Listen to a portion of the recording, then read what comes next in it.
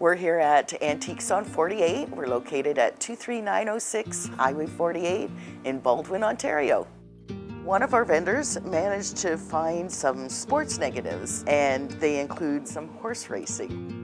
One of the best things about the business is finding things like that, learning the stories behind them, and discovering something you never thought you'd come across. At the top of the stretch, Northern Dancer has a 4-length lead.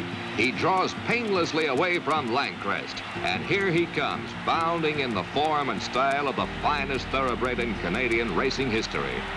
Northern Dancer was a great sports hero of this country, and for that reason alone, getting into Canada's Sports Hall of Fame as a racehorse was pretty tough to do, but he always transcended racing. So he was a national hero, and he gave us that great flair of having a Kentucky Derby winner, bred in Canada, that came home and won the Queen's Plate, and people cared about him in those days in 1964.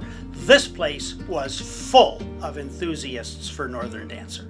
He had a reputation that we all knew about, and that was he was a bad little boy. And he dropped every exercise rider that was ever on his back. Luke Haas, a historian here at Woodbine for years, stated in his book that Northern Dancer was willful, feisty, and Napoleonic. And I thought, well, that's a great description because he was all of those. He was a tough guy. He wanted to do things his way, and if somebody wanted to do something he didn't want to do, then he let you know. This liveliness and rambunctiousness and naughtiness in many ways was strong characteristics. Hard to handle, like a rambunctious child. This is terrific because this is really what racing is all about. Here's a great shot of Northern Dancer. He had that character about him that he knew who he was, and he made sure that everybody else knew who he was also. And you can see there he's even on the prounce. And the one thing you can tell about him is he is a diminutive horse. He had a lot of things going against him. He was a late foal, smallish, but he had a bulldog physique because he was built like a tank and had a bulldog mentality. 2 lengths, a length and a half, a length. Hillrise moves up, but the Dancer won't quit. He responds to the challenge. Hillrise can't catch him. The Dancer has done it.